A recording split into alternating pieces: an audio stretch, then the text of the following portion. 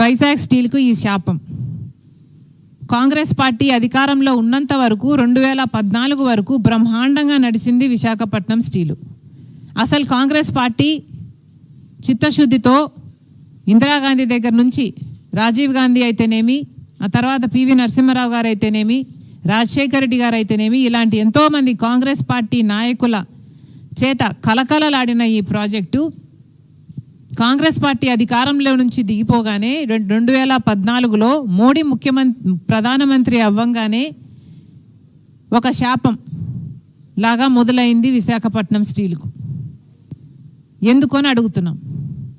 Visakhapatnam steel privatise చేయాలి అన్న ఆలోచన మోడీ గారు చేయడం దుర్మార్గం కాదా? విశాఖపట్నం స్టీలు లాభాలలో నడుస్తే దాన్ని ప్రైవేటైజ్ చేయడం సాధ్యం కాబట్టి విశాఖపట్నం స్టీల్ను క్రమేణా సైలెంట్ కిల్లింగ్ చేస్తూ మోడీ గారు ఈ రోజు వరకు కూడా విశాఖపట్నం స్టీల్కు సంబంధించి ఒక్క రకంగా ఆదుకోకపోగా ప్రతి విషయంలోనూ విశాఖపట్నం స్టీలుకు అన్యాయమే చేశారు. అసలు రాజశేఖర రెడ్డి గారు ఉన్నప్పుడు ఒకప్పుడు విశాఖపట్నం స్టీలుకు లోటు కలిగితే 2000 కోట్లు రాజశేఖర రెడ్డి గారు దానికి సహాయం చేయడమే కాకుండా, కాంగ్రెస్ పార్టీ దానికి సహాయం చేయడమే కాకుండా 4000 మందికి ఉద్యోగాలను కూడా కల్పించారు. ఈ రోజు వరకు కూడా భూములు ఇచ్చిన వాళ్ళు 7500 మంది ఆ కుటుంబాలు ఉద్యోగాలు కావాలి అని మాకు ఇంకా ఆ రోజు ఇచ్చిన మాట ఈ రోజు వరకు కూడా నెరవేరలేదు అని ఈ రోజుకు కూడా వాపోతుంటే వాళ్ళకు ఉద్యోగాలు ఇవ్వాల్సింది పోనిచ్చి, వాళ్ళకు భరోసా కలిగించాల్సింది పోనిచ్చి, ఉన్న వాళ్ళకు కూడా భద్రత లేకుండా ఈరోజు చేస్తున్నారు మోడీ గారు, నాయకులు అందరూ కలిపి. ఇది ఎక్కడి న్యాయం అని అడుగుతున్నాం. ఆపరేషన్ సైలెంట్ కిల్లింగ్ ఇదే ఈ ఆపరేషన్కి పేరు. ఆ రీతిలోనే మోడీ గారు ప్రధానమంత్రి అయినప్పటి నుంచి విశాఖపట్నం స్టీల్ భూముల మీద కన్ను పడింది కాబట్టి దీన్ని ప్రైవేటైజ్ ఎలాగైనా చేయాలి కాబట్టి అసలు ఈ ప్రాజెక్టే మంచిది కాదు అని తేల్చేస్తే దీన్ని ప్రైవేటైజ్ చేయడం చాలా సులువవుతుంది అనుకొని రాజశేఖర రెడ్డి గారు ఉన్నప్పుడు క్యాప్టివ్ మైన్స్ దీనికి కలిగించాలి అని ట్రైపార్టీ అగ్రిమెంట్ చేసుకోబోతే ఆయన చనిపోయాక అది అటకెక్కింది. అప్పటి నుంచి ఏ నాయకుడు కూడా దీనికి క్యాప్టివ్ మైన్ ఉండాలని కానీ ఆలోచన చేసింది లేదు.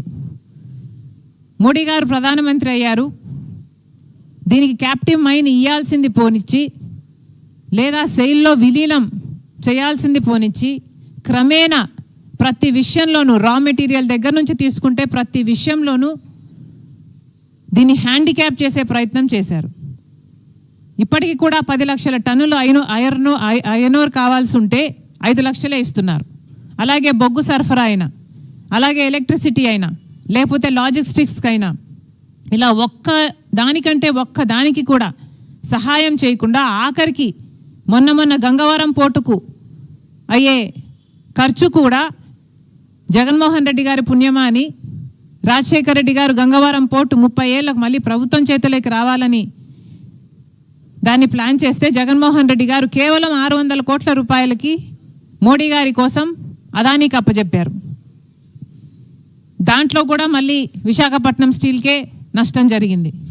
ఇలా ఒకటి రకంగా కాదు అనేక రకాలుగా విశాఖపట్నం స్టీల్ను కూనీ చేయాలని నిర్ణయించుకొని ఒక కుక్కను చంపాలంటే అది పిచ్చి కుక్క అని నిరూపిస్తే చాలు, జనాలే రాళ్ళేసి చంపుతారు అన్న పద్ధతిలో ఈ ప్రాజెక్టే మంచిది కాదు అన్న రీతిలో దీన్ని తయారు చేసి నష్టాల పాలు చేసి అప్పుల పాలు చేసి ఈరోజు ఈ స్థితికి తీసుకొచ్చారు.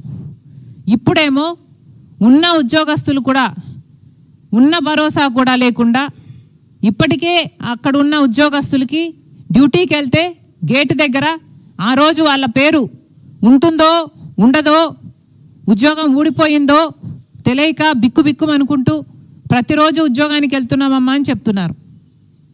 ఇప్పుడు ఉన్న వాళ్ళకు కూడా భరోసా లేకుండా ఇప్పుడు కొత్తగా మళ్ళీ అక్కడ యూనియన్ సంఘాలు చెప్తున్న దాని ప్రకారం అయితే 44 పనులకు కొత్తగా ఎక్స్ప్రెషన్ ఆఫ్ ఇంట్రెస్ట్ని ఇన్వైట్ చేశారు.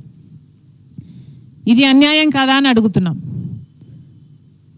ఇదే పద్ధతిలో హిందుస్థాన్ జింక్, విశాఖపట్నం స్టీల్ పక్కన హిందుస్థాన్ జింక్ ఉండేది. దాంట్లో 8,000 మంది పనిచేసేవాళ్ళు. మోడీ పుణ్యమా అని దాన్ని ప్రైవేటీకరణ చేశారు. వేదాంత గ్రూప్కి ఇచ్చేస్తే వాళ్ళేమో మొత్తం ఉద్యోగస్తుల్ని తీసేసి నిలువ నీరు లేకుండా చేసి ఆ హిందుస్థాన్ జింక్ సంబంధించిన ల్యాండ్ను మొత్తం రియల్ ఎస్టేట్గా మార్చేసి వ్యాపారం చేసుకుంటున్నారు. అదే చేయాలని చూస్తున్నారు విశాఖపట్నం స్టీలుకు కూడా. 2 డీళ్లకు పెద్ద తేడా లేదు. విశాఖపట్నం స్టీలుకు కూడా 20,000 ఎకరాలు భూములు ఉన్నాయి. ఈ రోజుటి వాల్యూ అయినా దాని 4 లక్షల కోట్ల పైనే దాని విలువ ఉంటుంది. కేవలం ఆ భూముల మీద వీళ్ళ కన్ను పడింది కాబట్టి ఇదంతా చేస్తున్నారు. ఇది అన్యాయం కాదా? అసలు విశాఖపట్నం స్టీలు ఆంధ్ర రాష్ట్రానికే తలమానికం. అలాంటప్పుడు దీన్ని కాపాడుకోవాలని ఒక్కరైనా ఎందుకు ప్రయత్నించడం లేదు అని అడుగుతున్నాం. ముఖ్యమంత్రి గారు, పవన్ కళ్యాణ్ గారు, చంద్రబాబు గారు, పవన్ కళ్యాణ్ గారు, లోకేష్ గారు అందరూ విశాఖపట్నంలోనే ఉన్నారు. మరి ఇప్పటికైనా, ఈ రోజుటికైనా అక్కడ ఉన్నారు కాబట్టి కనీసం ఒక్కరైనా విశాఖపట్నం స్టీల్కు వెళ్తారేమో చూద్దాం. వాళ్ళకి ఏమైనా భరోసా కలిగిస్తారేమో చూద్దాం. చంద్రబాబు గారు ఎన్నెన్ని మాటలు చెప్పారు. తెలుగు ఆత్మ